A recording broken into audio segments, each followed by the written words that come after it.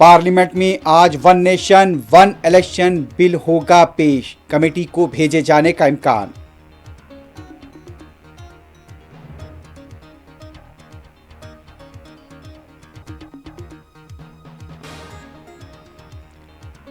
पंजाब अमृतसर के police station में धमाके की आवाज से सनसनी, तहकीकात का आगाज।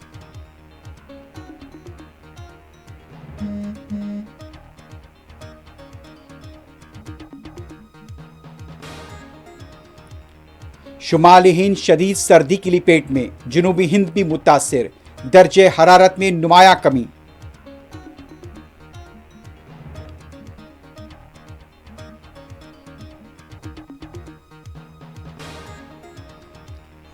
ब्रिस्बेन गवा क्रिकेट टेस्ट मैच में टीम इंडिया की हालत नाजुक, केएल राहुल और रविंद्र जडेजा के अलावा कोई भी खिलाड़ी नहीं टिक पाया।